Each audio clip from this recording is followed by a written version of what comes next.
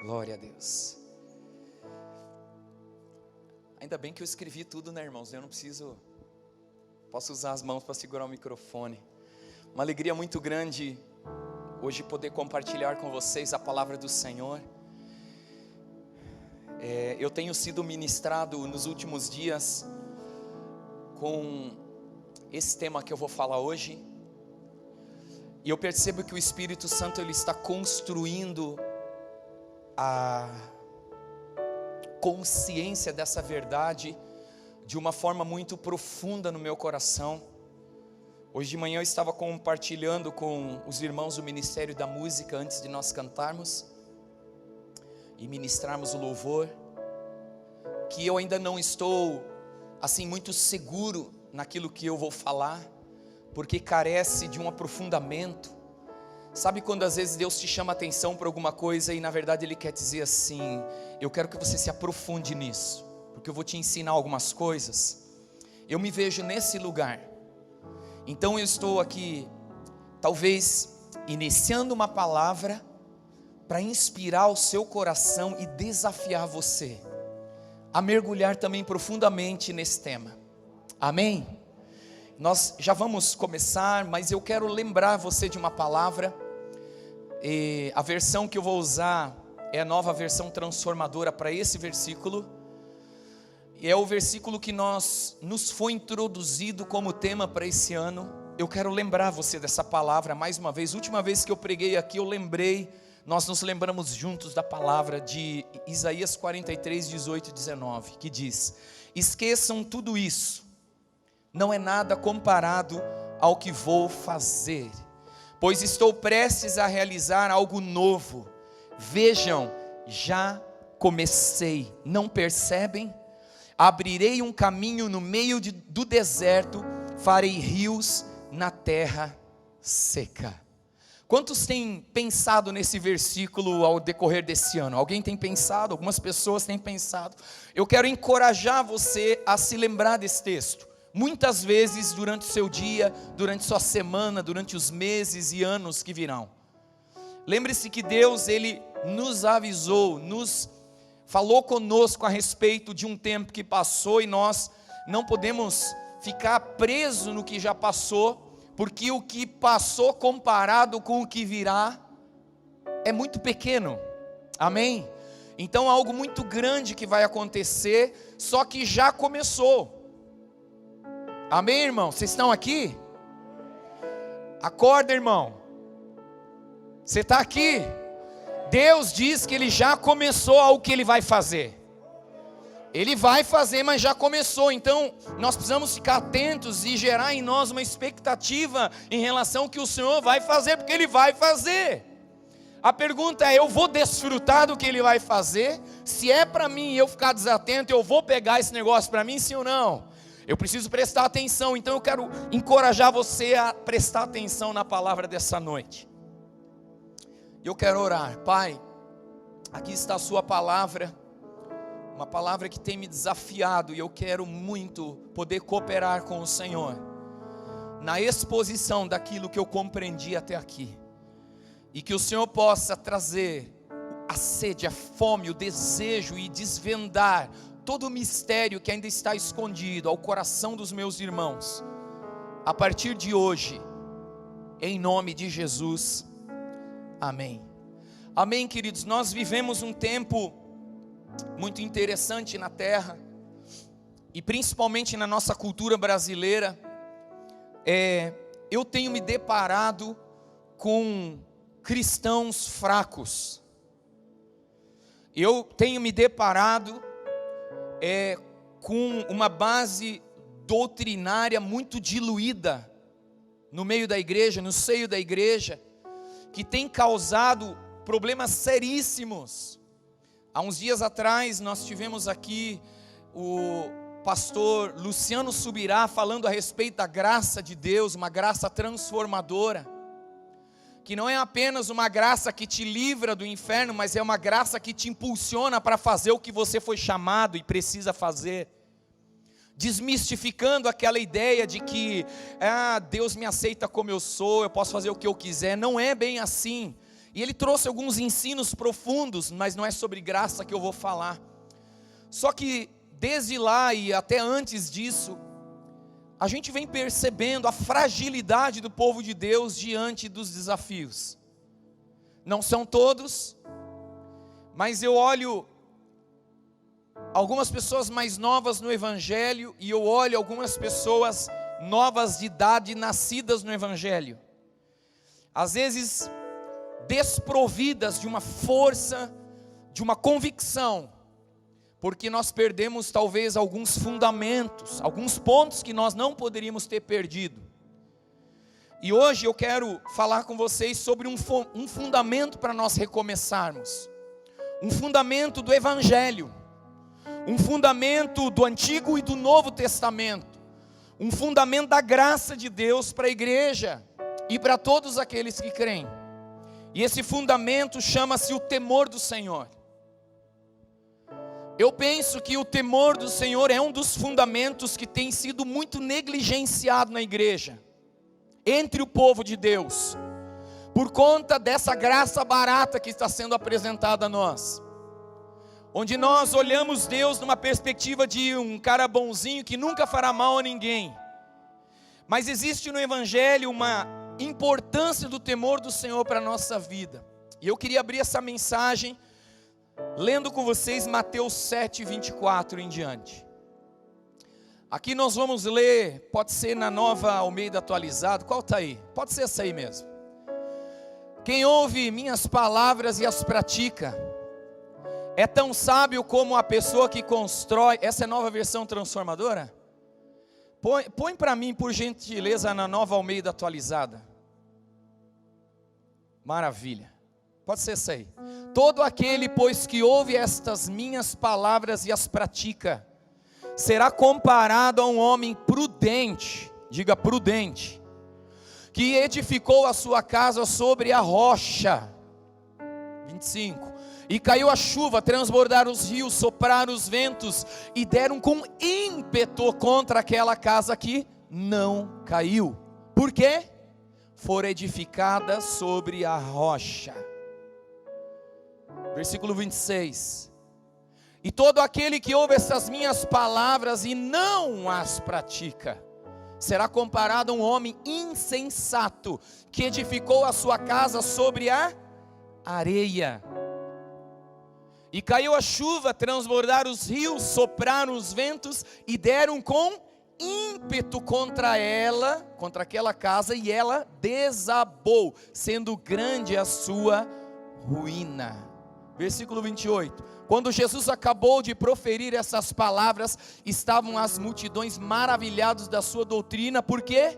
Porque ele as ensinava como quem tem autoridade, e não como os escribas. Amém? Jesus está apresentando nesse texto uma parábola com duas situações que enfrentam a mesma intensidade de força contrária.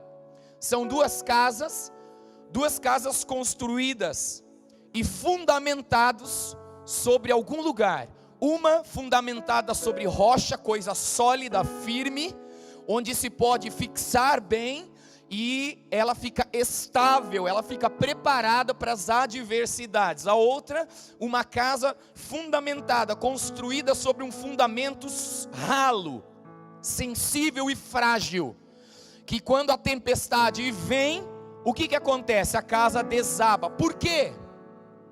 O primeiro fundamento, que é um fundamento rochoso, se eu e você fizéssemos uma experiência, um trabalho de casa, chegássemos em nossa casa, pegássemos uma pedrinha e jogássemos água nela, 1 litro de água nessa pedrinha, de 100 gramas de peso, ou de 1 quilo, você escolhe o tamanho, joga água em cima. Quando você terminar de jogar aquela água, aquela pedra, ela continua do mesmo tamanho, no mesmo formato, talvez até no mesmo lugar, ela não se move.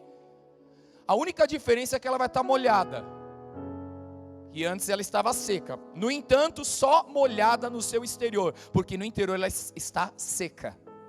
Se você pegar uma porção, 100 gramas, 1 quilo de areia, colocar num montinho, pegar a mesma quantidade de 1 litro de água e jogar sobre aquele montinho de areia de 1 quilo, o que vai acontecer? ela vai se espalhar e vai destruir. São dois fundamentos, são duas ideias, conceitos, valores que as pessoas atribuem para construir a sua vida. Só que Jesus está dizendo: se você construir sobre areia, vai dar ruim, mas se você construir sobre rocha, você permanecerá. Isso não é forte? Só que a palavra-chave aqui, nesse tema, é prudência.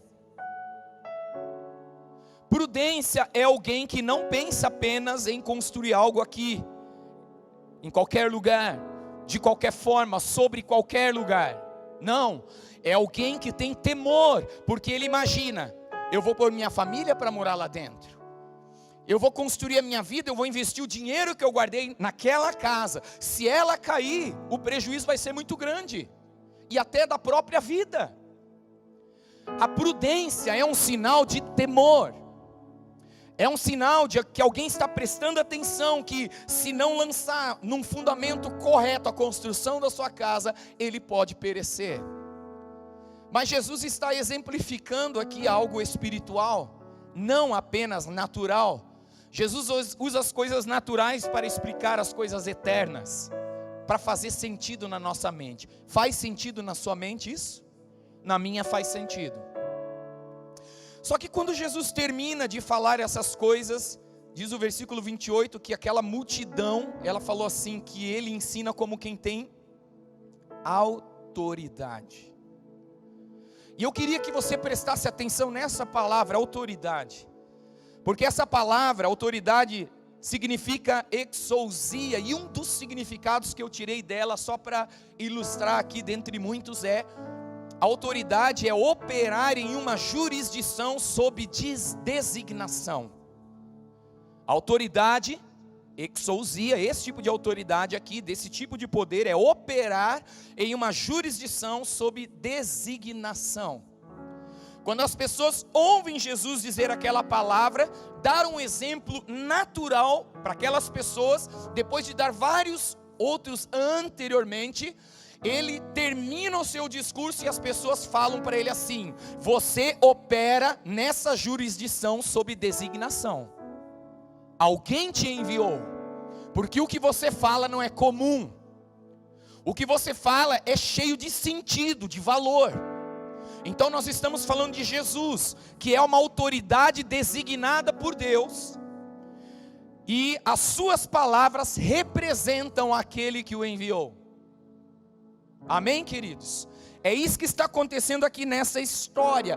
Então Jesus, além de ser o nosso Salvador, o Salvador do mundo, ele é a encarnação da sabedoria de Deus, ele é o verbo de Deus, ele é a palavra de Deus, ele é o poder de Deus, ele é a justiça de Deus, ele é tudo. E Jesus, ele escolhe andar num princípio espiritual, que é o princípio do temor do Senhor. E uma das marcas de Jesus é o temor do Senhor. E o temor é uma marca de alguém que é constituído para operar em uma jurisdição sob designação. É alguém que sabe que foi enviado por Deus para. O temor, ele está intrínseco nessa pessoa. E eu quero que você entenda que o temor do Senhor, ele é uma chave espiritual. Diga: o temor do Senhor é uma chave espiritual. Se ele é um fundamento que estabiliza a minha vida, e é basicamente nesse conceito que nós estamos caminhando, mas ele também é uma chave. Ele é um princípio como uma chave que me dá acesso. E eu queria que você visse um texto comigo sobre isso. Isaías 33, versículos 5 e 6. O Senhor é sublime, pois habita nas alturas. Encheu a Sião de direito e de justiça. Haverá, ó Sião, estabilidade nos teus tempos, abundância de salvação, sabedoria e conhecimento. O temor do Senhor será o teu tesouro. Na NVI diz: o temor do Senhor é a chave desse tesouro. O temor do Senhor será o teu tesouro, a chave desse tesouro. Que tesouro, Johnny? Nós estamos falando que o temor do Senhor, ele é uma chave espiritual para abrir um acesso para você e para mim em algumas áreas.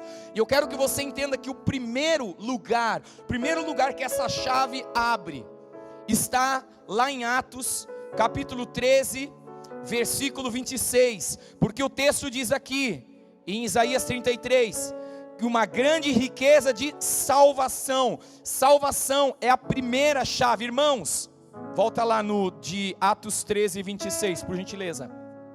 Irmãos, descendência de Abraão, e vós outros, os que temeis a Deus. Preste atenção nesse texto. Ele está falando de duas categorias de pessoas: os que são descendentes de Abraão e os que temem a Deus. Essa palavra é para ambos. Essa palavra está dizendo: irmãos, descendência de Abraão e vós outros, os que temeis a Deus, a nós nos foi enviada a palavra desta salvação. A palavra de salvação, ela é enviada para todos, mas quem acessa essa palavra, esse direito? Quem teme a Deus. Quem teme a Deus. O temor é um princípio. O temor, ele habilita você a acessar a salvação. Porque se uma pessoa não acha que ela está perdida, se uma pessoa ela não acredita que ela vai se perder, que o que ela fizer não vai ser julgada, não existe temor. E se não existe temor, você não acessa a salvação. Você entendeu isso?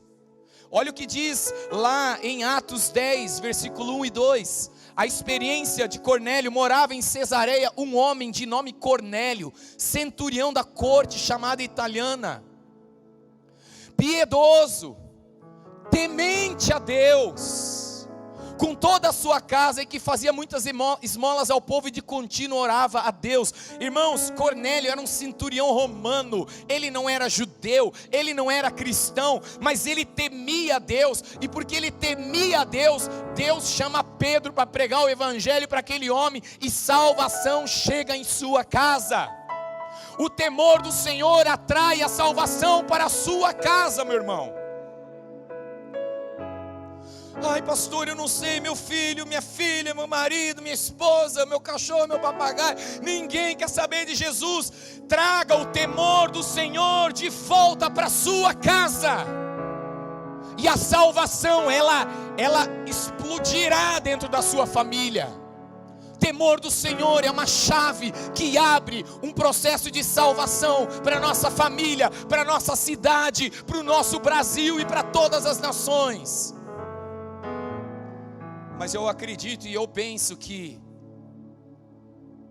isso precisa ser restaurado. Nós precisamos restaurar o temor do Senhor no nosso meio.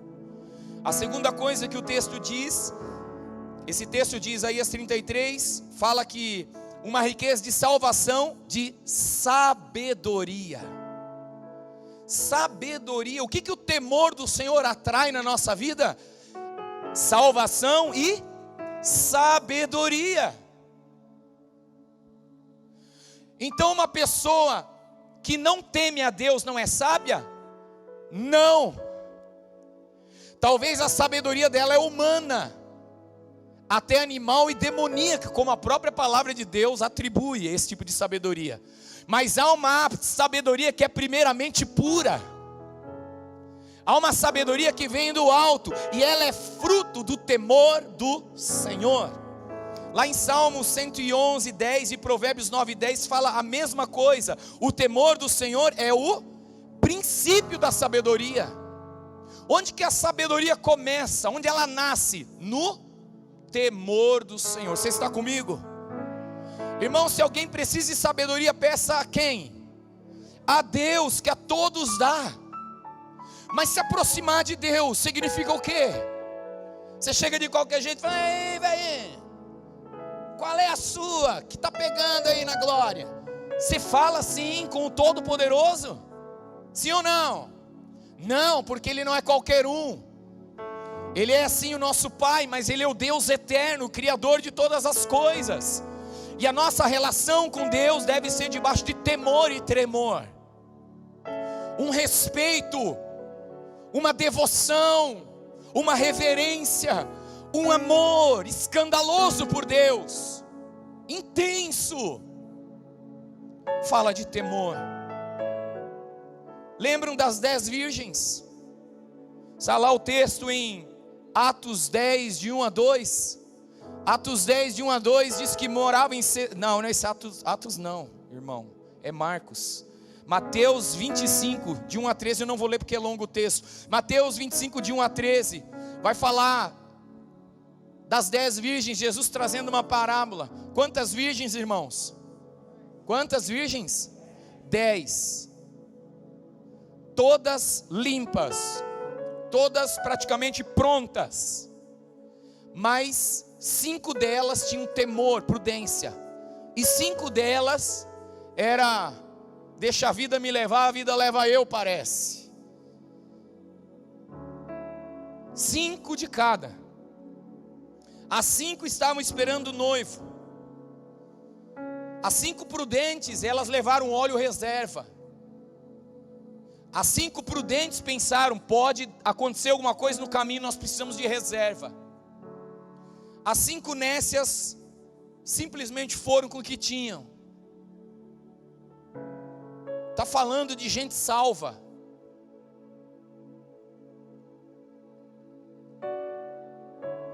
Fala de 5 que perderam o temor do Senhor e ficaram para fora. Elas não foram sábias. O que você quer dizer com isso, Johnny? O que você entende com isso? O que isso gera no seu coração quando você ouve que 5 ficaram fora? Porque negligenciaram ou perderam o temor. Sabe o que isso gera em mim, irmãos? Eu não quero fazer parte dessa turma, não. Eu quero fazer parte das outras 5 que acordaram a tempo de preparar o que tinham e entrar no gozo do seu Senhor. A terceira coisa que eu vejo aqui na chave espiritual do temor do Senhor, que o temor do Senhor gera a sabedoria, a salvação, mas também o conhecimento. O temor do Senhor, ele gera conhecimento. Provérbios capítulo 1, versículo 7.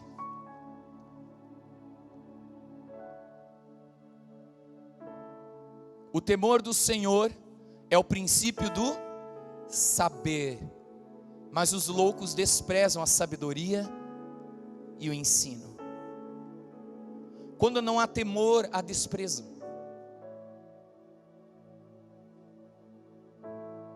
Mas quando há temor, há ensino, há aprendizado, há conhecimento. Provérbios capítulo 2, versículo 5, fala do conhecimento de Deus. Provérbios 2, 5. Então entenderás o temor do Senhor e acharás o conhecimento de Deus. Você percebe? O temor do Senhor é uma chave para você conhecer a Deus.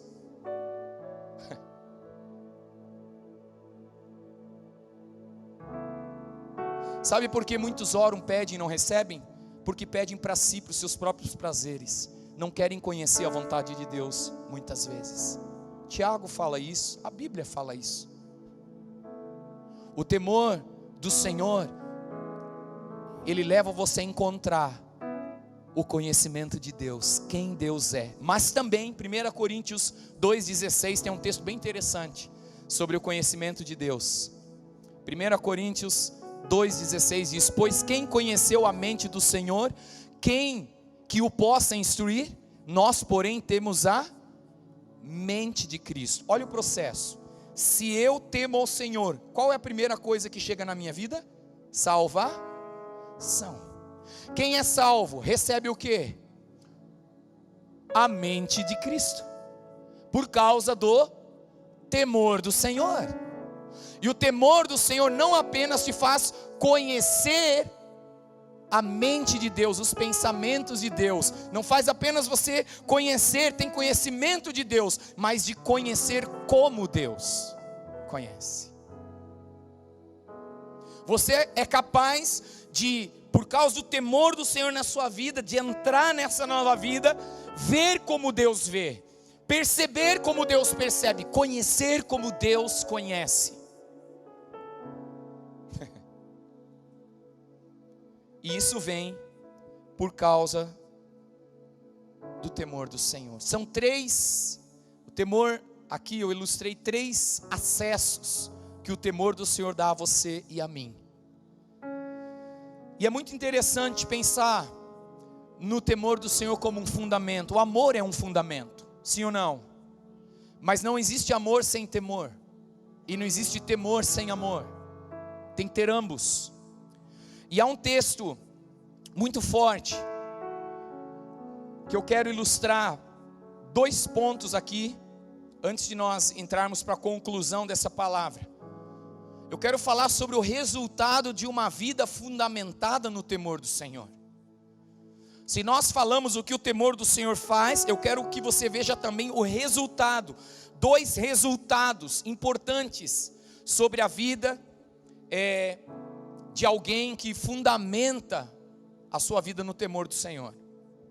2 Coríntios 7:1 diz assim: amados, visto que temos essas promessas, tendo pois, ó amados, tais promessas, purifiquemo-nos de toda impureza, tanto da carne como do espírito, como aperfeiçoando a nossa santidade no temor de Deus. Você já leu esse versículo? Vou ler de novo, vou ler numa outra versão aqui. Amados, visto que temos essas promessas, purifiquemo-nos de tudo que contamina o corpo e o espírito, aperfeiçoando a santidade no temor de Deus. A santidade é aperfeiçoada no temor.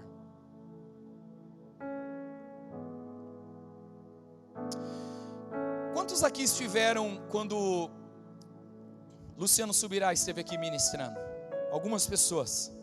Vocês lembraram que na ministração ele contou a história de Jim Packer, que foi um ministro nos Estados Unidos anos atrás, anos 90. E esse cara, ele se envolveu em negócios obscuros. Ele tinha uma empresa, ele sonegou impostos, cometeu algumas fraudes e por isso ele pegou 5 anos de prisão. Ele entrou numa vida de adultério, ele fez várias coisas assim que um cristão não deveria fazer, quanto mais um evangelista, um avivalista como ele era, um homem de um mover de Deus incrível, um cara muito intenso em Deus. E ele foi preso. E em 1994, quando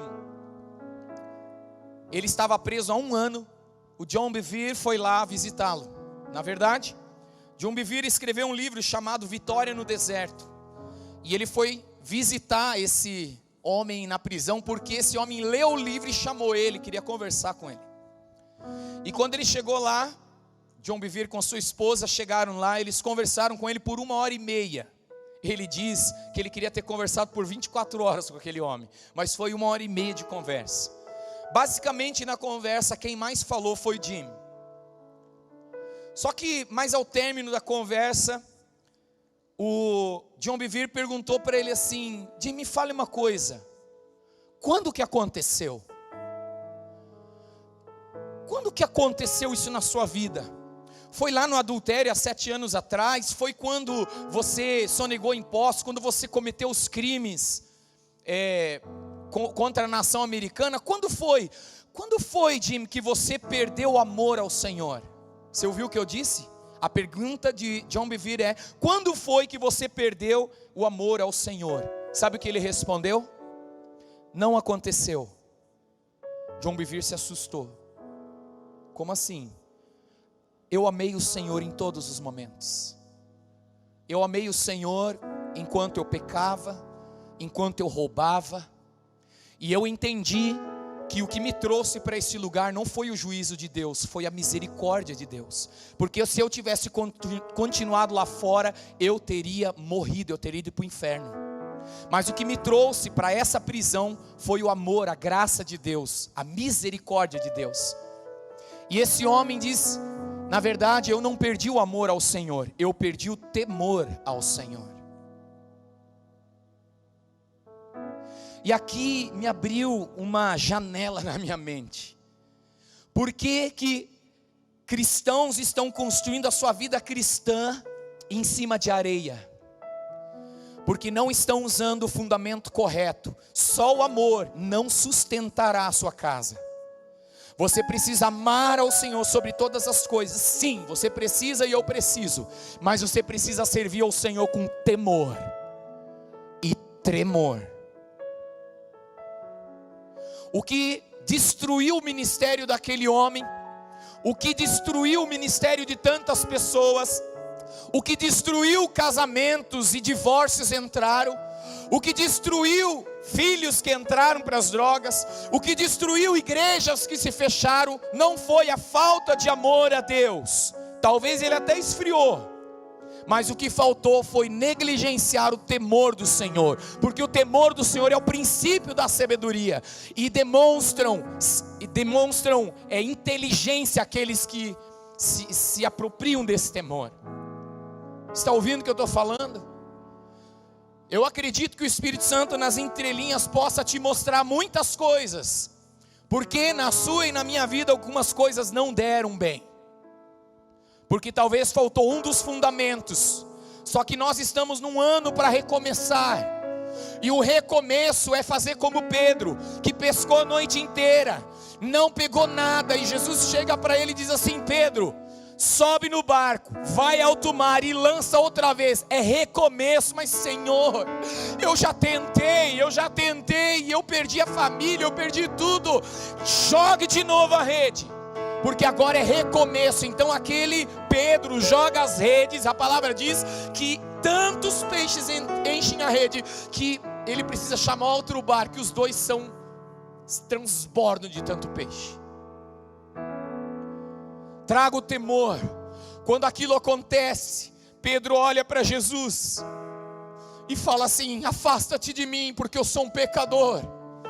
Ele enxerga a santidade de Jesus, ele enxerga a autoridade de Jesus, vem temor no coração dele, ele reconhece que ele não é digno, mas Jesus não lança fora ninguém que se aproxima dele com temor.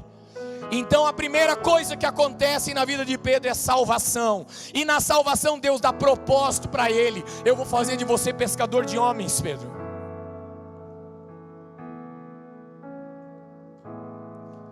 Eu acho isso incrível nessa história. Hebreus 12:14 diz: esforcem-se para viver em paz com todos e para serem santos, porque sem santidade ninguém verá o Senhor. Mas o texto que nós lemos diz que nós devemos aperfeiçoar a nossa santidade no temor do Senhor, porque nós ainda somos escravos do pecado, porque nós queremos nos livrar do pecado somente. Mas Deus nos chama para nós nos aproximarmos dEle e andarmos no temor dEle. Então nós não pecaremos mais, e cada vez pecaremos menos até não pecarmos mais. Porque a santificação é um processo, a santidade é algo que vai sendo gerado em nós, mas precisa ser desenvolvido, aperfeiçoado no temor do Senhor. Por que você vai parar de fumar se você acha que isso não tem problema? Por que você vai parar de prostituir se você acha que isso não tem problema? Por que você vai parar de enganar, de mentir, de falsificar? Por que você vai parar de trair sua esposa se isso você não vê como um problema? Se você buscar se santificar no temor do Senhor, você olhará essas coisas e começará a confessar pecados, começará a renunciar à velha vida, começará a viver uma vida abundante na presença de Deus. É isso que vai acontecer. Mas é mais fácil nos escondermos atrás de uma espiritualidade, de uma santidade falsa, não é? Louvado seja o nome do Senhor, aleluia. É muito fácil, mas na hora de pedir perdão, na hora de confessar pecados, na hora de se arrepender, como fruto do temor do Senhor na nossa vida, aí nós não queremos. Deus está nos chamando para recomeçar sobre um fundamento sólido, firme, que vai mudar a nossa história, e ele chama-se temor do Senhor. Esse é o resultado de uma vida fundamentada no temor do Senhor, a minha santidade é aperfeiçoada. Mas existe uma outra coisa que eu acho interessante: a salvação é desenvolvida com temor. Se eu recebo a salvação, porque o temor é uma chave que traz a salvação, eu também posso desenvolvê-la no mesmo temor. E lá em Filipenses 2:12 diz assim: meus amados, como vocês sempre obedeceram, não só na minha presença, porém muito mais agora na minha ausência, desenvolvam a sua salvação com temor e tremor, porque Deus é quem efetua em vocês tanto querer como realizar, segundo a sua boa vontade. Irmãos, presta atenção.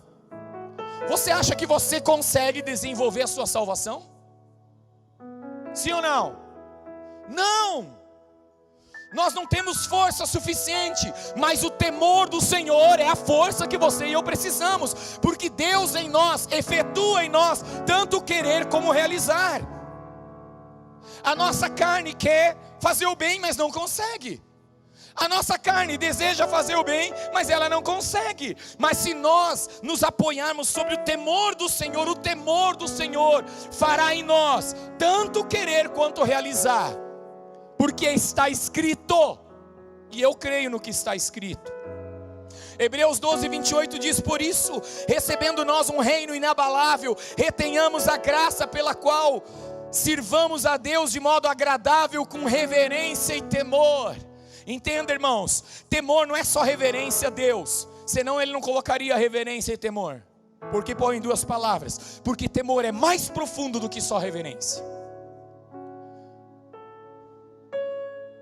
A reverência fala de um respeito que eu tenho àquele que deve ser temido.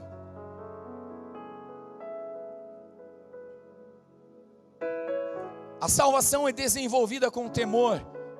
Salmos 19:9 diz assim: o temor do Senhor é límpido e permanece para sempre. Os juízos do Senhor são verdadeiros e todos igualmente justos. Irmãos, o temor do Senhor não é sujo. Lembram quantos estavam de manhã aqui? Eu vi que algumas pessoas estavam aqui. Hoje de manhã o pastor Mário trouxe uma ilustração de uma visão que ele teve há um tempo atrás, onde ele viu um homem andando com uma mochila carregada de ferramentas, coisas que o Senhor tinha dado para ele. Ele chega num lugar onde há uma água límpida. Ele tira aquilo que Deus deu, põe de lado e começa a se banhar na água. E quando ele começa a se banhar naquela água, aquela água começa a sujar. E ele se perguntou: o que aconteceu? E ele entendeu o sonho, que ele precisava deixar de fazer a sua vontade, pegar a mochila que Deus tinha dado e colocar de volta. E quando ele colocou de volta, a água ficou limpa e a coisa voltou tudo ao normal. Temor do Senhor é você olhar para aquilo que Deus te mandou fazer, te chamou para fazer, com um outro olhar. Você sabia, queridos, que o Abba do Novo Testamento também é o fogo consumidor do Novo Testamento? Ele é límpido. O temor do Senhor é límpido. Ele não se mistura com sujeira. E eu quero concluir essa palavra te falando o que é o temor do Senhor. Isso aqui eu ouvi da ministração do John Bevere, eu queria compartilhar com você. O que é o temor do Senhor? É um profundo e permanente respeito e reverência por Deus e todas as coisas que Ele declara santas. Temor do Senhor é atribuir ao Deus Altíssimo o infinito e mais elevado lugar de honra em sua vida. Temor do Senhor é tremer profundamente com reverência diante do privilégio de sua presença e da maravilha da sua palavra. Temor do Senhor é adorar somente a Deus com louvor apaixonado e ação de graças contínua. É honrar o que Ele honra, amar o que Ele ama, detestar o que Ele detesta. Temor do Senhor é amar o que Ele ama, mas é também detestar o que Ele detesta. Coloca Provérbios 8:13, por favor. Eu já estou terminando. O temor do Senhor consiste em aborrecer o mal. Que mal? A soberba, a arrogância, o mau caminho, a boca perversa. Deus aborrece essas coisas, então também aborreça. Não pode haver amizade entre luz e trevas, não existe, irmãos. Aborreça o que Deus aborrece. Temor do Senhor é fazer do interesse dele o meu interesse. Temor do Senhor é uma disposição interna que produz medo, pavor e até terror diante do simples pensamento de ofender a Deus. José está no Egito.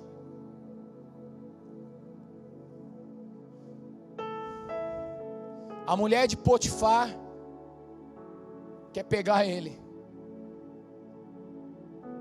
Ele diz: como eu poderia pecar contra o meu Deus? Ele só resistiu porque ele temia Deus.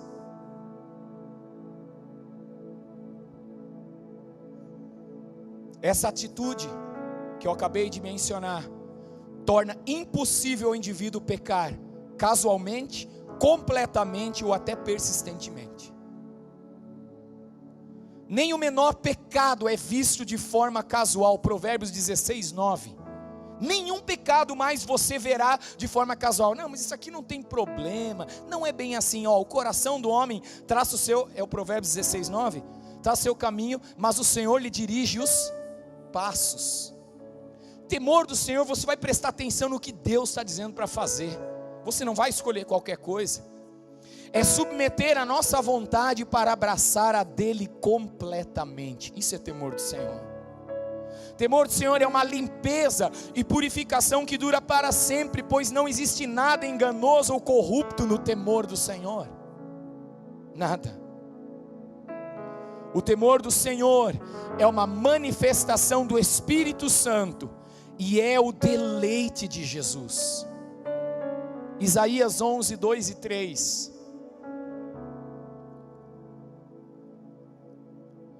Repousará sobre ele o Espírito do Senhor, o Espírito de sabedoria e de entendimento, o Espírito de conselho e de fortaleza, o Espírito de conhecimento e de temor do Senhor.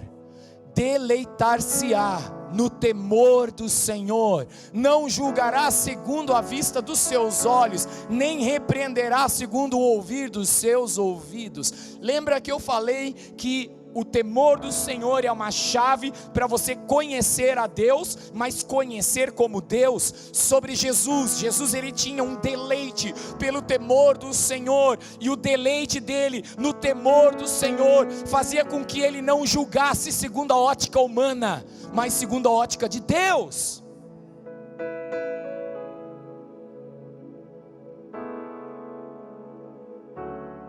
Eu quero ler o último versículo, porque eu quero orar com você.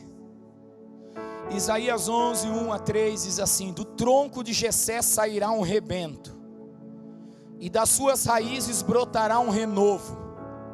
Repousará sobre ele o Espírito do Senhor, o Espírito de sabedoria e de entendimento, Espírito de conselho e fortaleza, o Espírito de conhecimento e temor do Senhor. Ele terá o seu prazer no temor do Senhor. Essa é uma outra versão. Jesus tem prazer no temor do Senhor. Quando eu iniciei essa palavra para falar sobre um fundamento para recomeçarmos esse ano, eu citei palavras de Jesus.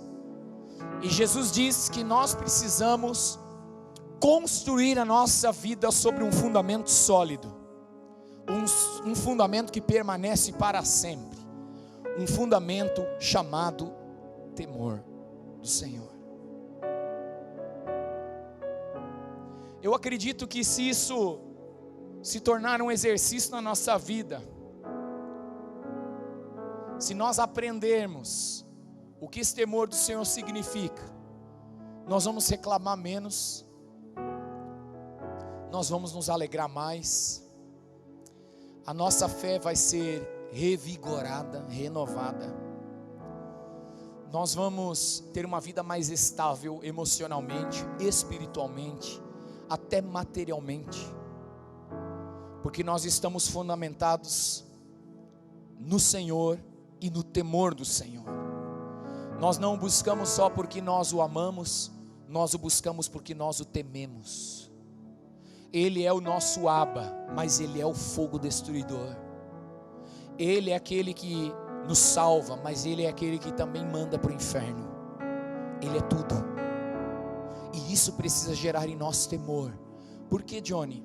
Primeiro pela sua própria vida, pela sua casa, pela sua família, mas depois por aqueles que ainda estão esperando ser chamados. Eu e você precisamos andar nesse fundamento de temer a Deus, de temer ao Senhor.